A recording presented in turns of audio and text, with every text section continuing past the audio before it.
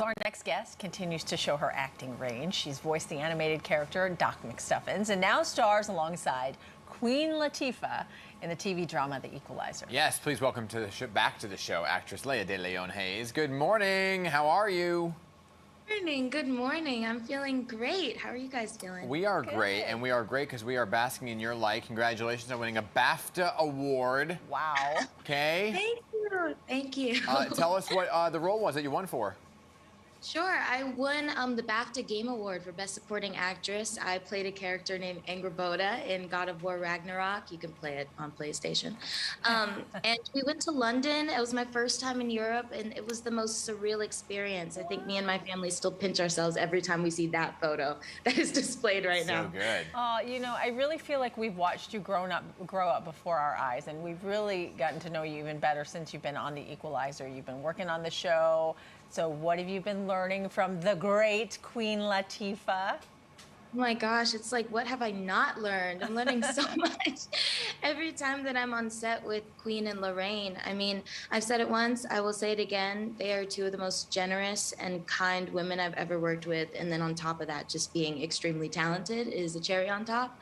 I think the biggest thing I've learned from them is just to speak up and take agency over your character.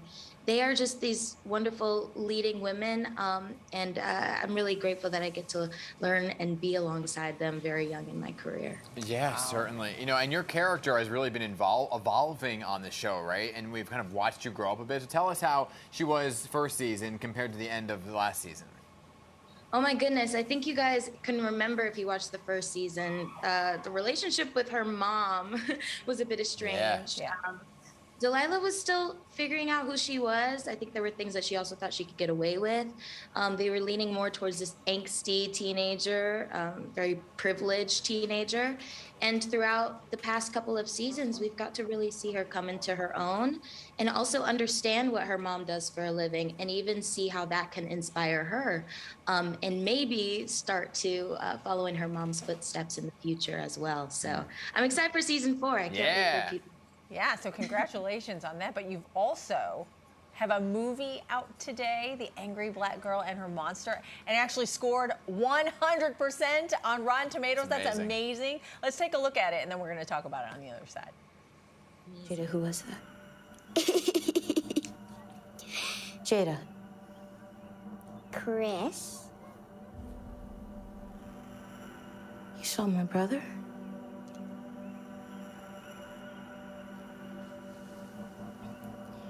Did you tell anyone? Where did you see him, Jada?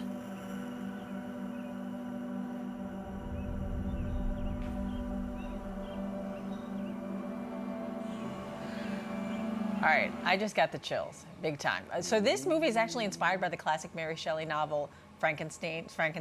So explain some of the similarities and then what's the fresh take on the story? Right. So it is a reimagining of Frankenstein, as you can see the poster behind me. But it follows a 17-year-old science prodigy named Vicaria, that's my character, who has an obsession with death and believes that she can cure it. And after seeing a lot of death within her own community, and most recently the death of her brother, Chris, she decides to take matters into her own hands and bring the dead back to life. And that's kind of where we start our story. But along with that, I think it's incredible because you're taking a novel from the 1800s, shout out Mary Shelley, and Vamami, a writer-director, was able to create this fresh take on it where we're adding Black people a part of the story, one, but also talking about a lot of the social issues that are going on within our own community, but still keeping that fantasy element and also a lot of the jump scares that you would need for a genre film like this one is. I love a horror film, so this is right up my alley. I see every single one. But, you know, what's important here is you're touching on some social issues at the same time, right? Right. Yes, definitely. I mean, you can even see with the title, it's one that stands out. It definitely captures people's attention. And I think that's been one of the most impressive things about having screenings and people seeing the movie for the first time is you go in expecting something, expecting to know these characters before you even see them. and you walk out knowing and feeling so much more. So that's what we can hope for. Nice. And then, like you said, it's a lot of social issues and things that are going on within our communities, and that's the way that we can also relate to it, and we balance hope and hopelessness. So I'm excited for people to see it. Well, it is pretty amazing for you to go from Doc McStuffins to that film. So good. Well, we are so proud of you and so glad that you always come back and visit us every time you do something big and better. So we're so proud. Great talking to you again, Laya. Thank you. Lovely talking to you. Hopefully next time I'll actually be in New York. Yes, please. We like that. In the studio. Appreciate We'd love you. to see you. And her movie, The Angry Black Girl and Her Monster, is in theaters today and will be on demand and on digital starting June 23rd. Love it.